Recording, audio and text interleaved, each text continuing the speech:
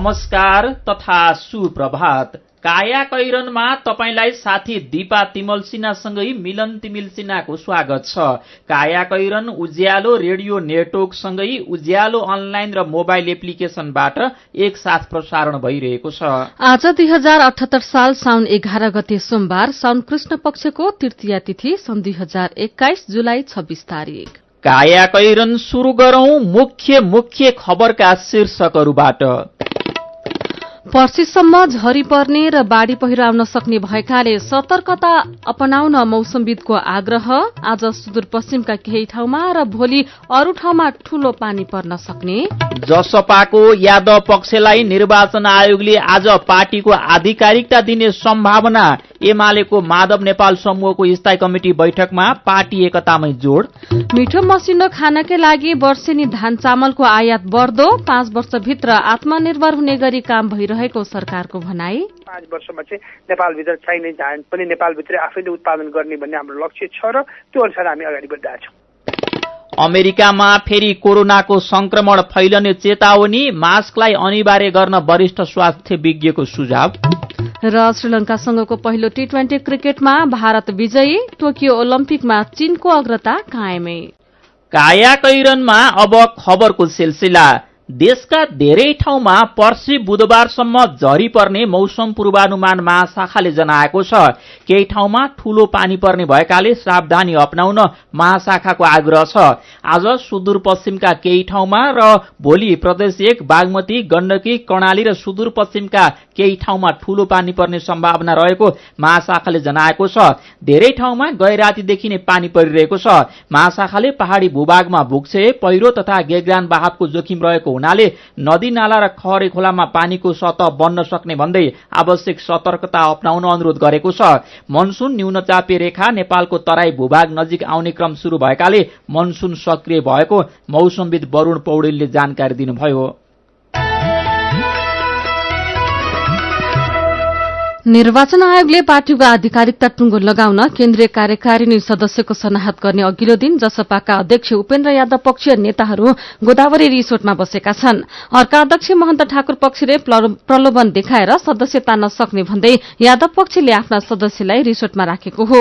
आयोगले आज head count गरेर बहुमत रहेको पक्षलाई आधिकारिकता दिने अनुमान गरिएको छ। यादव पक्षीय नेता डमर खतिवड़ाका अनुसार रिसोर्टमा केन्द्रीय कार्यकारिणी समितिका 32 जना उपस्थिति छन्। तीमध्ये 18 जना प्रतिनिधि सभा र 2 जना राष्ट्रिय सभाका सांसद छन्। केन्द्रीय कार्यकारिणी समितिमा नरहेका 2 सांसद भने उपस्थित छैनन्। कांग्रेस सभापति शेरबहादुर देउवालाई प्रधानमन्त्री बनाउन सघाएको जसपाको यादव पक्ष निर्वाचन आयोगबाट आधिकारिकता विवाद टुङ्गो लागेपछि सरकारमा जाने तयारीमा छ। जसपाको सत्तारोहणले प्रधानमन्त्री देउवालाई सरकार सञ्चालनमा राहत हुनेछ। यादव पक्षलाई पर्खँदा देउवाले मन्त्री परिषद विस्तार गर्नुभएको छैन। त्यसैले जसपाको आधिकारिकता सम्बन्धी विवादलाई सत्ता गठबन्धनका नेताहरूले समेत चासोका साथ हेरिरहेका छन्। सर्वोच्च अदालतले जसपाका अध्यक्ष ठाकुर पक्षको माग बमोजिम आन्तरिक आदेश दिन अस्वीकार गरेसँगै अर्का अध्यक्ष यादव पक्षलाई निर्वाचन आयोगले पार्टीको आधिकारिकता दिने सम्भावना बढ़ेको छ। जसपा अध्यक्ष ठाकुरले भने कार्यकारिणी समितिकै विवाद निरूपण नगरी आयोगले बहुमत र अल्पमत परीक्षणमा जाने निर्णय गरेको भन्दै त्यस विरूद्ध अदालतमा रिट दायर गर्नुभएको छ।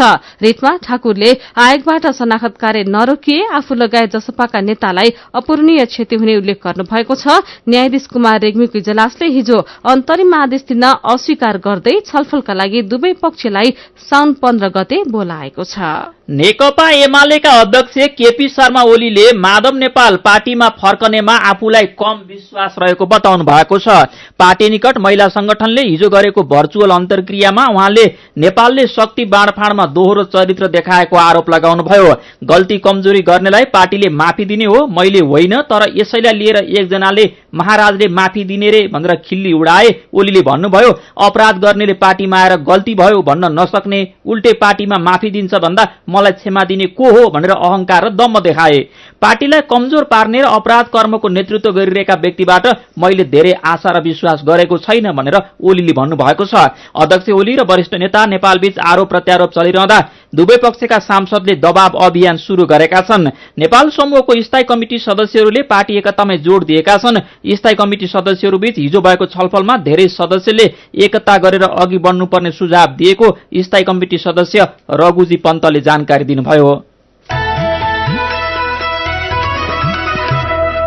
कांग्रेस सांसद उमेश श्रेष्ठ स्वास्थ्य तथा जनसंख्या राज्य मन्त्रीमा नियुक्त हुनुभएको छ। प्रधानमन्त्री शेरबहादुर देउवाको सिफारिशमा राष्ट्रपति विद्यादेवी भण्डारीले श्रेष्ठलाई हिजो राज्य मन्त्रीमा नियुक्त गर्नुभएको हो। उहाँको नियुक्तिसँगै मन्त्री परिषद प्रधानमन्त्री सहित 6 सदस्यीय बनेको छ।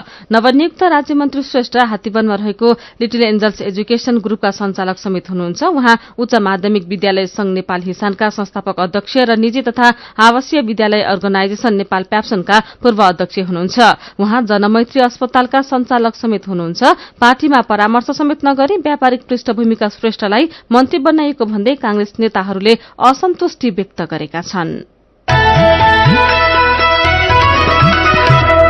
तपाई काया कैरन सुन्दै हुनुहुन्छ। काया कैरनमा कुराकानीसँगै खबरको सिलसिला बाँकी नै छ, सुन्दै गर्नुहोला। उज्यालो रेडियो नेटवर्कसँगै उज्यालो अनलाइन र मोबाइल एप्लिकेशनमा प्रसारण भइरहेको काया कैरनमा तपाईलाई फेरि स्वागत छ। यतिन्जेल हामीले प्रदेश 1 बागमती, गण्डकी, कर्णाली र सुदूरपश्चिमका केही ठाउँमा ठूलो पानी पर्ने सम्भावना, जसपाको यादव पक्षलाई निर्वाचन आयोगले आज पार्टीको आधिकारिकता दिने सम्भावना, एमालेको माधव नेपाल समूहको स्थायी कमिटी बैठकमा पार्टी एकतामै जोड लगायतका खबर प्रस्तुत गर्यौं। अब बाँकी खबर। लुम्बिनी प्रदेशमा 3 लाख भन्दा धेरै भूमिहीन रहेका पाइएको छ। पुस्तौंदेखि बसे पनि लाल पूर्जा नहुने धेरै छन्। सुकुम्बासी पहिचानको साटो भूमि आयोगको ध्यान भने निवेदन संकलनमा परेको छ।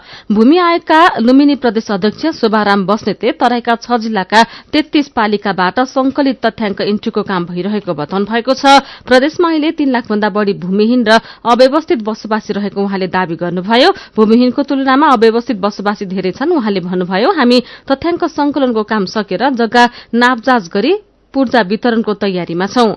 भूमिहीन पहिचान गर्न जिल्ला जिल्लामा गठन गरिएको भूमि आयोगले निवेदन संकलनमा जोड़ दिएको पाइएको छ। एउटा जिल्लामा 50,000 देखि 1 लाख भन्दा बढ़ी निवेदन परेका छन्। धेरै ठाउँमा चुनावी आश्वासन पूरा गर्न र भोट पक्का गर्ने उद्देश्यले निवेदन संकलन गरिएको आरोप लागेको छ। अहिले जिल्लामा रहेका आयोगका शाखामा पूर्जाका लागि निवेदनको खात लागेको छ। बर्दियामा 18 महिनामा भूमिहीन समस्या समाधान आयोगमा 44,695 निवेदन दर्ता भएको छ। पाल्पामा सुकुम्बासी थोरै भए पनि जग्गाका लागि आवेदन दिने धेरै छन्। दाङका 10 पालिकाबाट प्रतिपालिका 4,000 देखि 22,000 का दरले पूर्जा प्राप्तिका लागि निवेदन परेको जिल्ला सुकुम्बासी समस्या समाधान आयोगका संयोजक शिवकुमार आचार्यले जानकारी दिनुभयो। त्यसैगरी कपिलवस्तुमा आयोगले काम गरेको छैन। त्यहाँका बुद्धभूमि, बाणगंगा, शिवराज र कपिलवस्तु नगरपालिका तथा विजयनगर गाउँपालिकाले सुकुम्बासीको लगत संकलन गरेको छैन।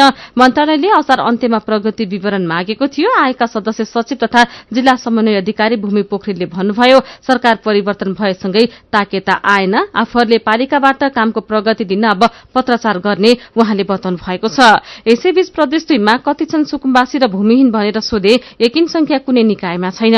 सुकुम्बासी आयोग र जनता आवास कार्यक्रमलाई नेताहरूले भोट तान्ने अस्त्र मात्र बनाएको यो समुदायलाई भेटेपछि बुझिन्छ। पटक पटक आयोग र समितिहरू बने पनि उनीहरूलाई भूमिको मालिक बनाउन सकिएको छैन। सप्तरीमा सुकुम्बासी संख्या 30,000 हाराहारी भएको अनुमान छ।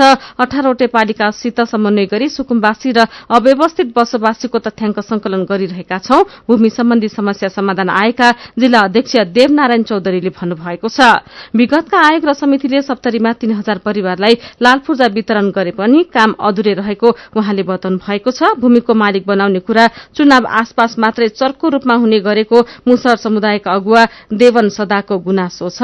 भूमि अधिकार मञ्च सिराहाका अनुसार तराईमा भूमिहीन र सुकुम्बासीको संख्या कुल जनसंख्याको 33.55% छ। त्यसैगरी बाराको सार्वजनिक तथा निजी जग्गा भने भूमिहीनका नाममा अतिक्रमण भएको पाइएको छ। वनमा घर टहरा बनाएर बसोबास गर्नेको क्रम बढ़ेको छ। जितपुर सिमराको डुमरवानामा चारकोसे जंगलभित्र रहेको टाङ्गिया बस्ती 4 दशकदेखि नै अतिक्रमण हुँदै आएको छ। घरटहरा बनाउने र बसोबास गर्ने क्रम रोकिएको छैन। राजनीतिक खिचातानीले पटक पटक सरकार परिवर्तनसँगै एकातिर अतिक्रमणकारीको मनोबल बढेको छ, अर्कोतिर भूमिहीनहरू धपाइएका छन्। वास्तविक भूमिहीनका लागि आयोगहरूले काम गर्न नसक्दा एकातिर विपन्नको बिजोग छ, अर्कातिर उनीहरूका नाममा अतिक्रमण गर्नेको मनोबल बढेको खबर आजको कान्तिपुर दैनिकले छापेको छ। मिठो मसिनो खानकै लागि वर्षेनी धान चामलको आयात बढ्दै गएको छ। भन्सार विभागका अनुसार अघिल्लो आर्थिक वर्षमा 50 अर्ब भन्दा बढीको धान चामल आयात भएको छ।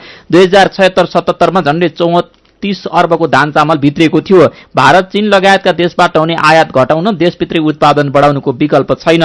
धान चामलको उत्पादन बढाउन सरकारले के प्रयास गरिरहेको छ भनेर साथी मदन पौड्यालले कृषि मन्त्रालयका सचिव योगेन्द्र कुमार कार्कीलाई सोध्नु भएको छ। हामीले करिबन 15 लाख हेक्टरमा योपालि रोपाई गर्ने भन्ने र 60 लाख मेट्रिक टन धान फलाउने भन्ने चाहिँ योजनाका साथ हामी अगाडि बढेका हौं र हामीले अहिले हेरिरहँदाखेरि गत वर्षको तुलनामा मलहरू चाहिँ अलि सहज रूपमा हामीले पाइरहेका छौं। गत वर्ष यो बेला चाहिँ धान रोप्ने बेलामा चाहिँ हामीले युरिया अथवा चाहिँ यो डीएपी हामीले पाउनै सकेका थिएनौँ भने अहिले हामीसँग अझै पनि स्टकमा छ 40,000 मेट्रिक टन जति युरिया, डीएपी पनि हामीसँग स्टकमा छ, हामीले पाइरहेका छौँ। हुन त किसानले चाहे जति त पाउनु भएको छ, 4 बोरा चाहनु भएको छ भने 1 बोरा छ, किनभने हाम्रो रिक्वायरमेन्ट 11 लाख मेट्रिक टन हो। सरकारी पैसाले चाहिँ हामीले एलोकेसन गरेको बजेटले चाहिँ 4.5 लाख मेट्रिक टनमा त किन्न पैसा पुग्छ। तसर्थ त 4.5 लाख मेट्रिक टन जे जति चाहिँ किन्न पुग्छ त्यसबाट चाहिँ हामीले चाहिँ सबैलाई अनुकूलता हुने किसिमले डिस्ट्रिब्युसन गरेका छौँ। खास गरी स्थानीय तह मार्फत जाँदा पनि अहिले धेरै राम्रो रिजल्टहरू आइरहेको। विगत अथवा अघिल्लो आर्थिक वर्षको तथ्याङ्क हेरौं 77-78 मा 50 अर्ब बढीको धान चामल आयात भयो। समस्या कहाँनिर छ? अब धानको कुराहरू गर्दाखेरि चाहिँ कसरी लानु पर्यो भने हाम्रो नेपालीहरूको क्रय शक्ति बढ्यो। हामीले चाहिँ मसिनो र बासमती चामलहरू हाम्रो चुलोमा पाक्न थाल्यो। जुम्ला, हुम्ला, मुगु, दोल्पा, सोलखुमु, मुस्ताङ, मनाङहरू भन्नुहोस्, माथिल्लो भेगमा उच्च पहाडहरूमा पुग्न थाल्यो। रोडको कनेक्टिभिटीको कारणले गर्दाखेरि चामलको कन्ज्युम्सन चाहिँ वात्तै बढिरहेको छ। यो यथार्थता हो। र अर्को कुरा के भनेदेखि चाहिँ अहिले चाहिँ खास गरी विदेशबाट केही जनशक्ति पनि फर्किनु भयो, युवाहरू फर्किनु भयो। त्यो दृष्टिकोणले पनि अलिकति खपत बढ्ने नै भयो। उत्पादन भएको धान चाहिँ मोटो र खस्रो छ। यो चाहिँ हाम्रो चुलोमा धेरै पाकिरहेको छैन र अहिले चाहिँ यो चाहिँ खास गरी दानाहरूमा गइरहेको छ। गाउँघरतिर मैले सुने जहाँ चाहिँ लोकल रक्सी बनाउनलाई पनि चाहिँ चामलको उपयोग भइरहेको छ। त्यसलाई हामीले न्यूनीकरण गर्दै जानुपर्छ र यसलाई खायनमा ल्याउनुपर्छ। खानामा उपयोग गर्नको लागि चाहिँ हामीले चाहिँ जातहरू फेर्नुपर्छ। र धान चामल आयातलाई घटाउन सक्ने हो भने देशका लागि समग्रमा चाहिँ फाइदा नै होला। अब यो वर्ष आयात घटाउन 1, 2, 3 तपाईहरु के गर्नुहुन्छ? हामीले पहिलो कुरा त हामीले यो पालि चाहिँ अलिकति लगाउँदैखेरि चाहिँ हामीले चाहिँ उन्नत जात भन्नाले हामीले चाहिँ खास गरी एरोमेटिक र फाइन राइसमा चाहिँ हामीले चाहिँ प्रोत्साहन दिएका छौँ। चैते धान गर्दा पनि अब वर्षे धानमा पनि त्यसै गरेका छौँ भने। नम्बर 2 चाहिँ अलिकति चाहिँ उत्पादन बनाउनको लागि मल पनि अपरिहार्य तत्त्वभित्र पर्छ, सिँचाइ पर्छ, अरू कुराहरू पर्छन्, प्रविधि पर्छन्, थुप्रै कुराहरू छन्। त्यसमध्येको एउटा मल पनि भएकोले मलको सहजतामा सरलीकरण गरेर चाहिँ पाउने किसिमको सहज पाउने किसिमको वातावरण सिर्जना गर्न हामी धेरै केन्द्रित भएका छौँ। अन्तिममा चाहिँ उत्पादित वस्तुहरूले चाहिँ फेरि बजार पाउनुपर्छ धानले भनेर चाहिँ हामीले गोदाम घरहरू बनाउनलाई चाहिँ हामीले चाहिँ गत वर्षदेखि नै सहकारी मार्फत चाहिँ धान किन्ने अभ्यासको सुरुवात गरिसकेका छौँ। गत वर्ष डिसिजन ढिलो भएको कारणले चाहिँ सहकारीले पर्याप्त मात्रामा किन्न सक्नु भएन। तर किनेर पनि उहाँहरूलाई राख्ने गोदाम घरको अभाव भएकोले हामीले गोदाम घर बनाउनको लागि पनि हामीले चाहिँ प्रोग्रामिङहरू राखेका छौँ र त्यो अनुसार पनि अगाडि बढाउँछ। यी कामहरू हुन सक्यौँ भनेदेखि चाहिँ केही हदसम्म चाहिँ हामीले चाहिँ धानको चाहिँ आयातलाई चाहिँ बिस्तारै घटाउँदै जान सक्छौँ भन्ने चाहिँ हाम्रो उद्देश्य हो। र 5 वर्षमा चाहिँ नेपालभित्र चाहिँ चाहिने धान चाहिँ पनि नेपालभित्र आफैले उत्पादन गर्ने भन्ने हाम्रो लक्ष्य छ र त्यो अनुसार हामी अगाडि बढिरहेका छौँ। उहाँ हुनुहुन्थ्यो कृषि मन्त्रालयका सचिव योगेन्द्र कुमार कार्की। धान चामलको उत्पादन बढाउन सरकारले गर्दै आएका प्रयासबारे जानकारी दिनुहुँदै तपाईँ अहिले सुन्दै हुनुहुन्छ काया कैरन। हामीसँग मेरो पनि भन्नु छ र कार्टुनसँगै खबरको सिलसिला बाँकी नै छ, सुन्दै गर्नु। सीधा कुरा प्रष्ट विचार काठमाडौँमा 90 मेगाहर्ज उज्यालो रेडियो नेटवर्क मार्फत देशभरिका विभिन्न एफएम स्टेशन तथा उज्यालो अनलाइन र मोबाइल एप्लिकेशनमा प्रसारण भइरहेको काया कैरनमा तपाईलाई फेरि स्वागत छ। अब बाँकी खबर। नेपाली विद्यार्थीको विशेष रोजाइमा रहेको अस्ट्रेलियाको सबैभन्दा ठूलो शहर सिडनी जानु पर्यो भने अब काठमाडौँबाट एकतर्फी हवाई भाडा कम्तीमा 11,90,000 रुपियाँ तिर्नुपर्छ। त्यो पनि यो महिनाभर टिकट पाउन मुस्किल छ। यसको एउटै कारण हो कोविड संक्रमणका कारण अस्ट्रेलियाले लागू गरेको यात्रुको आगमन कोटा प्रणाली। यो भाडा दर कोविड महामारी अघिको दाँजोमा झण्डै 1100% बढ़ी हो। अस्ट्रेलिया जानुपर्ने टिकटका लागि मन्त्रीको सोर्स फोर्स सहितका फोन आइरहेका छन्। काठमाडौँमा रहेको कतार एयरवेजका एक कर्मचारीले भनेका छन् टिकट बुकिङ सिस्टममा सस्तो टिकट नै छैन, मध्य भदौसम्म पुरै प्याक भइसकेको छ। महँगोमा टिकट किने पनि नेपाली विद्यार्थी वा पर्यटक भिजा वाहकले सजिलै अस्ट्रेलिया जान पाउँदैनन्। त्यहाँको नागरिक वा पीआर वाहक हुनुपर्छ। त्यसमाथि पनि यात्रु 40 घण्टामा मात्रै सिडनी पुग्नेछन्। काठमाडौँबाट 4 घण्टा हाराहारीमा दोहा पुगेपछि त्यहाँ झण्डै 20 घण्टा ट्रान्जिटमा बस्नुपर्छ। त्यहाँबाट 14 घण्टा लामो यात्रा गर्नुपर्छ। यतिका झन्झटपछि आफ्नै खर्चमा 14 दिन होटल क्वारेन्टिनमा अनिवार्य बस्नुपर्नेछ। मेरो पनि भन्नु छ। गएको आर्थिक वर्षमा 386 उद्योग दर्ता भएसँगै अब झण्डै 18,000 युवाले रोजगारी पाउने उज्यालोको खबर पढेर छत्र लगाई खड्का लेख्नुहुन्छ। यो खबरमा खासै खुशी हुने कुरा देखिएन। उद्योगहरूमा रोजगारीका लागि पनि पार्टीकै नेताका नातागोता राखिन्छ अनि हामी जस्ता युवालाई अवसर नै मिल्दैन। निर्मला पन्तको बलात्कार पछिको हत्या भएको हिजो 3 वर्ष पुगेको खबरमा अस्मिता दाहाल लेख्नुहुन्छ, प्रतिपक्षमा हुँदा कांग्रेसले बोलेका शब्द हामी नागरिकलाई याद छ। अब अहिले कांग्रेसको सरकारले पक्कै न्याय दिन्छ भन्ने ठूलो आशा छ। यसै खबरमा प्रकाश बोहरा भन्नुहुन्छ, निर्मला हत्या प्रकरण मात्र होइन, यति ओम्नी व्हाइट बडी 33 किलो सुन ललिता निवास बालटार जग्गा प्रकरण सबैको छानबिन हुनु पर्यो। किस्मत सिंह लेख्नुहुन्छ, निर्मला पन्त हत्याको 3 वर्ष पूरा भए पनि न्याय अझै अपुरो छ। सरकारले अपराधीहरूलाई संरक्षण नगरोस्, गम्भीर भएर छोरी चेलीको संरक्षणमा काम गरोस्। अनि मधु अधिकारी, स्वास्थ्य सुरक्षाको मापदण्ड पालना कतै देखिँदैन, कोरोना फेरि उकालो लागेर जोखिम बढ्दैछ भन्नुहुन्छ। उहाँलाई नयाँ सरकारको प्राथमिकतामा पनि कोरोना नियन्त्रण पर्न सकेको छैन भन्ने लागेको छ। उहाँ भन्नुहुन्छ, पहिलो गठनमै स्वास्थ्य मन्त्री पर्न नसक्नु र गठबन्धनमै सरकार अल्झनु भनेको पहिलो गाँसमै ढुङ्गा भने जस्तै हो। विचारका लागि तपाईंलाई धन्यवाद। मेरो पनि भन्नु छ। मेरो पनि भन्नु छ प्रस्तुत गर्दै हुनुहुन्थ्यो साथी राधा ढुङ्गाना। काया कैरनमा अब विदेशको खबर। अमेरिकामा फेरि कोरोना संक्रमण फैलिने चेतावनी दिएको छ। वरिष्ठ स्वास्थ्य विज्ञ एन्थनी फासीले कोरोना महामारी रोकथामका लागि अमेरिका गलत दिशातर्फ अगाडि बढ़िरहेको भन्दै खोप कार्यक्रमलाई व्यापकता बनाउनु पर्ने बताउनु भएको छ। कोरोना विरुद्धको खोप नलगाएकाहरूमा संक्रमण बढ्दै गएकाले अवस्था फेरि भयावह हुन सक्ने उहाँको चेतावनी छ। अमेरिकामा कोरोनाको डेल्टा भेरिएन्ट तीव्र गतिमा फैलिरहेकाले फेरि सबैजनाले मास्क अनिवार्य लगाउनु पर्ने बेला आएको उहाँको भनाइ छ। यसका लागि उहाँले सरकारको ध्यानआकर्षण समेत गराउनु भएको छ। खोपको दोस्रो डोज लगाएकाहरूलाई पनि मास्क अनिवार्य गर्नुपर्ने उहाँको सुझाव छ।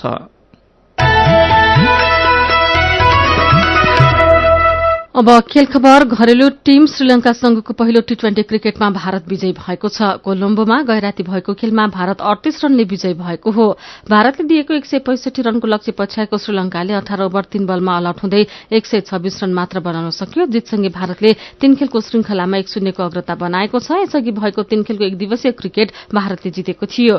खेलकै अर्को प्रसंगमा टोकियो ओलम्पिकमा चीनको अग्रता कायमै छ। चीनले अहिलेसम्म 6 स्वर्ण र 1 रजत सहित कुल 11 पदक जितेको छ। ओलम्पिकमा जापानले चीनलाई पछ्याइरहेको छ। जापानले अहिलेसम्म 5 स्वर्ण र 1 रजत गरी 6 पदक जितेको छ। यस्तै अमेरिका 4 स्वर्ण सहित 10 वटा पदक जितेर तेस्रो स्थानमा छ। दक्षिण कोरियाले 2 स्वर्ण सहित 5 पदक जितेको छ भने Russian Olympic committee, Italy, Australia, France, Hungary, ट्युनिसियाले 1-1 स्वर्ण जितेका छन्। त्यसैगरी Austria, Ecuador, Iran, Kosovo, Norway, Thailand र उज्बेकिस्तानले पनि 1-1 स्वर्ण पदक जितेका छन्। काया कैरनमा अब केही खबर संक्षेपमा। पोखराका अमूल्य सम्पदा फेवाताल, सेती खोज, डेभिज फल्स र रामघाटको दोहन अब निजी कम्पनीले गर्ने भएका छन्। महानगरले डेभिज फल्स, फेवाताल, सेती खोज र रामघाट निजी क्षेत्रलाई सुम्पन लागेपछि राजनीतिक दल, भूगर्भविद, संरक्षणकर्मी लगायत सरकारवालाले विरोध गरेका छन्। ऊर्जा, जलस्रोत तथा सिंचाई मन्त्री पम्फा भूषालले विद्युतको डेडिकेटेड र ट्रङ्क लाइनको बक्यौदा रकम असुल्न विद्युत प्राधिकरणलाई निर्देशन दिनुभएको छ। कायाकैरनमा अब पालो आयो उखानको। झुटो साथी भन्दा सच्चा दुश्मन बेस। उज्यालो रेडियो नेटवर्कबाट प्रसारण भइरहेको कायाकैरन सक्नु अघि मुख्य खबर फेरि एकपटक। पर्सिसम्म झरी पर्ने र बाढ़ी पहिराउन सक्ने भएकाले सतर्क हुन मौसमविदको आग्रह। आज सुदूरपश्चिमका केही ठाउँमा र भोलि अरू ठाउँमा ठूलो पानी पर्न सक्ने। जसपाको यादव पक्षलाई निर्वाचन आयोगले आज पार्टीको आधिकारिकता दिने सम्भावना। एमालेको माधव नेपाल समूहको स्थायी कमिटी बैठकमा पार्टी एकतामै जोड। मिठो मसिनो खानकै लागि वर्षेनी धान चामलको आयात बढ्दो, 5 वर्षभित्र आत्मनिर्भर हुने गरी काम भइरहेको सरकारको दावी। अमेरिकामा फेरि कोरोना संक्रमण फैलिने चेतावनी, मास्कलाई अनिवार्य गर्न वरिष्ठ स्वास्थ्य विज्ञको सुझाव। र श्रीलंकासँगको पहिलो टी20 क्रिकेटमा भारत विजयी। टोकियो ओलम्पिकमा चीनको अग्रता कायमै। अब कार्टुन लिएका छौं कान्तिपुर दैनिकबाट। गजब छ बा शीर्षकमा अबिलले बनाउनु भएको एमालेको घर झगडालाई यो कार्टुनले व्यङ्ग्य गरेको छ। यहाँ एमाले भनेर लेखिएको ठाउँमा केही नेताहरू जमघट भएका छन् अनि रिसले चुर भएका जस्तो अनुहार बनाएका एक नेतालाई अर्को नेता भन्दैछन्, उहाँले कुटौं भन्नुहुन्छ, तपाईले फुटौं भन्नुहोस्, अनि म जुटौं भन्छु, यति भएपछि त हाम्रो गुट पूर्ण हुन्छ नि। आजको कायाकैरन सकिएको छ। कायाकैरनबाट प्राविधिक साथी प्रवीण श्रेष्ठसँगै हामी पनि बिदा माग्छौं। कायाकैरन सुन्नु भएकोमा तपाईलाई धन्यवाद। उज्यालो मोबाइल र अनलाइनमा प्रसारण भइरहेका रेडियो र अनलाइनका सामग्री भाइबरमा पनि उपलब्ध छन्। कोरोना संक्रमणबाट बच्न सकेसम्म घरभित्रै बसौं। काम विशेषले घर बाहिर निस्कनु परेमा मास्क लगाउन नबिर्सौं। नमस्कार।